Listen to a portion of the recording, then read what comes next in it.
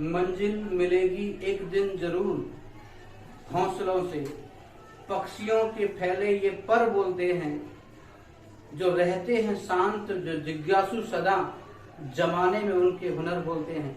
नमस्कार, आज एक नया वीडियो लेकर के आपके सामने उपस्थित हूँ। उम्मीद कर रहा हूँ कि मेरे द्वारा बनाए गए सारे वीडियो आपके लिए लाभकारी हो रहे होंगे। तो चलिए मित्रों, आज एक नया लेक्चर स्टार्ट करेंगे वाक्य रूपांतरण। जो विद्यार्थी 9th और 10th में शिक्षा ले रहे हैं उनके बहुत लाभकारी, और जो भी प्रतियोगी परीक्षाओं में अपना भागीदारी निभा रहे हैं उनके लिए भी ये जो लेक्चर है वो बहुत लाभकारी सिद्ध होगा, ऐसी उम्मीद करता हूँ। और मित्रों, आपके सहयोग के लिए बहुत बहुत आभार, बहुत बहुत धन्यवाद। चलिए स्टार्ट करते हैं आज अपना लेक्चर वाक्य रूपांतर। तो सबसे पहले वाक्य पढ़ने से पहले हमें उसकी पूरी पहली इकाइयों को ध्यान रखना पड़ेगा। सबसे पहली इकाई वर्ण, उससे बड़ी इकाई शब्द, उससे बड़ी इकाई पद, उससे बड़ी इकाई पदबंध और वाक्य। यहाँ से क्वेश्चन बनता है शब्द और पद में क्या अंतर है। तो सबसे पहले देखें वर्ण क्या है। वर्ण यानी वह छोटी से छोटी ध्वनि जिसके खंड या टुकड़े ना हो सके, वर्ण कहलाती है। इतना तो पता होगा आपको। साथ में शब्दों का एक सार्थक रूप, वो जो वर्णों का एक सार्थक स्वरूप जो है वो शब्द कहलाता है। लेकिन जब शब्द व्याकरण प्रकार्य में ढल जाता है तो वो शब्द न रह करके पद बन जाता है। और पदों से बंधा हुआ पदबंध है, जो कि एक विशेष टॉपिक है। इसके बारे में भी आपको एक वीडियो लेके आऊंगा, उसमें आपको पूरा डिस्कशन करेंगे। इसके बाद आप देखेंगे वाक्य, यानी एक यहाँ लिखा है शब्दों के व्यवस्थित क्रम एवं सार्थक समूह को हम वाक्य कहते हैं। यानी एक सही जो क्रियान्वयन है व्याकरणिक प्रकार्य द्वारा, उसमें जब शब्द ढल जाता है तो एक वाक्य में परिवर्तित हो जाता है। तो यहाँ एक क्वेश्चन बनेगा शब्द और पद में अंतर। तो यहाँ आप देख रहे हैं जो शब्द और पद में अंतर है, शब्द वर्णों का व्यवस्थित रूप है, जबकि तो वो शब्द जब व्याकरण प्रकार्य में व्याकरणिक इकाई में ढल जाता है तो वो शब्द न रह करके पद बन जाता है।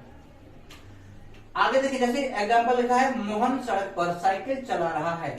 तो आप देखें कि ये वाक्य है जिसमें कर्ता भी है, कर्म भी और क्रिया भी एक साथ में प्रयोग की गई है।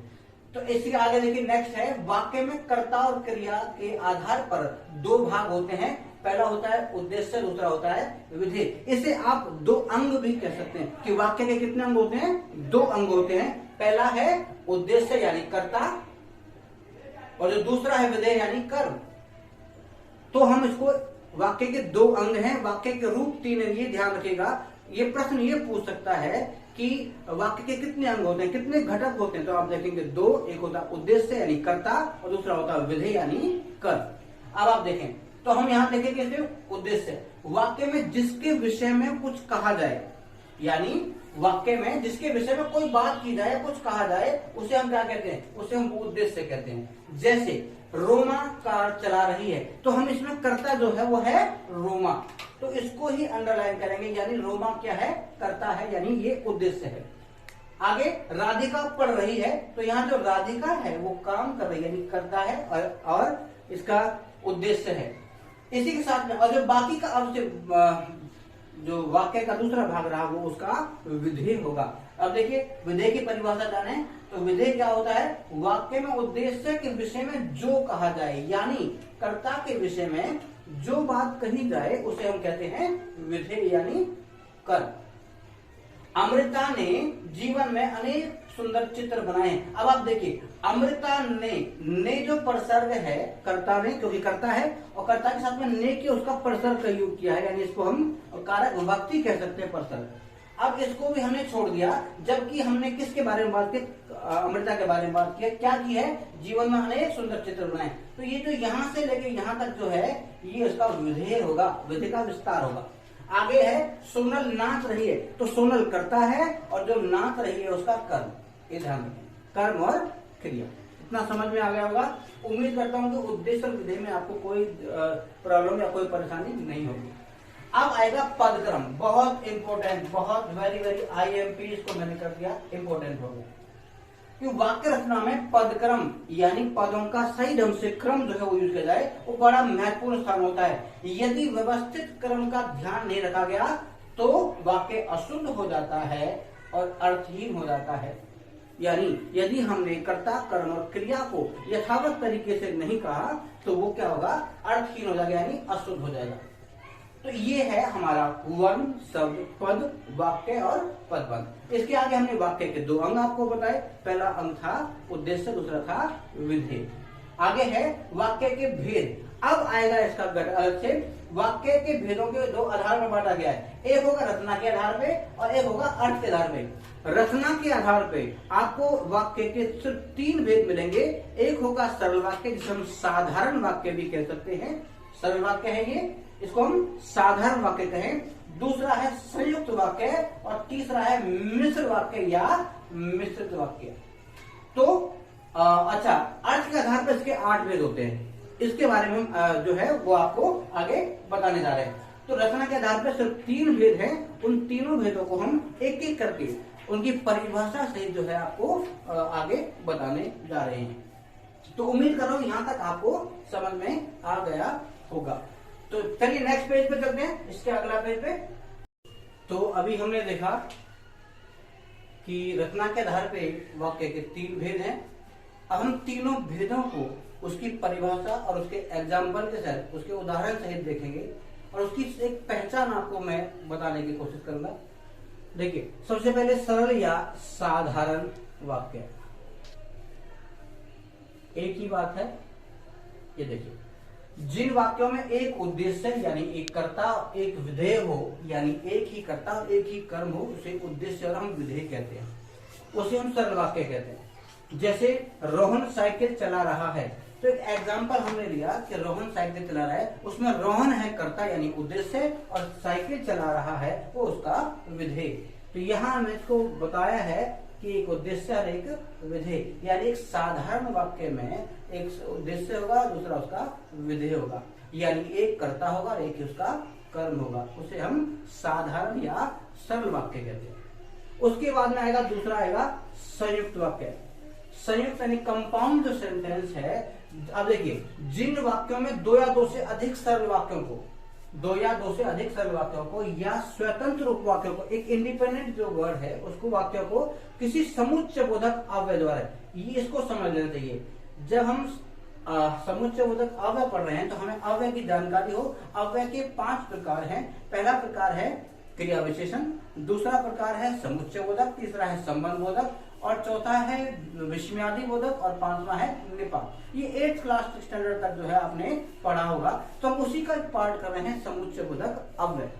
अब समुच्चय बोधक अव्यय कौन कौन से हैं जिनको हम यूज करते हैं कंपाउंड सेंटेंस में, यानी एक जो संयुक्त वाक्य उसमें कौन कौन से यूज करते हैं। देखिए, सबसे पहले या, अथवा, किंतु, परंतु, या हम इसको पर भी करते हैं, इसलिए, और, ताकि, तथापि आदि जो हैं एक पहचान के लिए कुछ वर्ड हैं जो कंपाउंड सेंटेंस में यानी संयुक्त वाक्य के अंदर 2 सरल वाक्यों को आपस में जोड़ने का काम करते हैं। कंजक्शन इसको हम इंग्लिश में कहते हैं, वही है ये। अब आप देखिए, रोहन स्कूल से आया, एक सिंपल सेंटेंस है, रोहन स्कूल से आया। अब हमने इसको ऐड कैसे किया है, और से, और फुटबॉल खेलने लगा। दूसरा है मोहन बीमार है। ये देखिए, यहां तक ये भी एक सिंपल सेंटेंस है, साधारण वाक्य है। उसके साथ मैंने कंजक्शन दिया, इसलिए, ठीक है, वह आज स्कूल नहीं गया। तो हमने क्या कहा, 2 या 2 से अधिक जो स्वतंत्र उपवाक्य हैं उसे हम किसी समुच्चय बोधक अव्यय द्वारा जोड़ते हैं तो वो एक संयुक्त वाक्य कहलाता है, यानी कंपाउंड सेंटेंस कहलाता है। उसकी पहचान मैंने आपको बताई कि या, अथवा, और इसमें आएगा किंतु, परंतु, लेकिन भी इसी के अंदर आता है, और ताकि और तथापि, और भी जिसके शब्द होते हैं इसकी पहचान के लिए बता सकते हैं।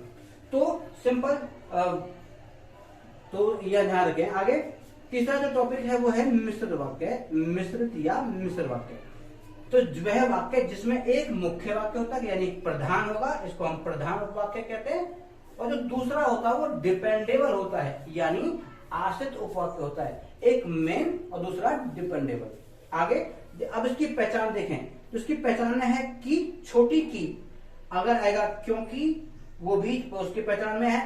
चूंकि के साथ हम इसलिए का प्रयोग करते हैं। एग्जाम्पल के माध्यम से इसको आपको क्लियर करने का कोशिश करूंगा बताने।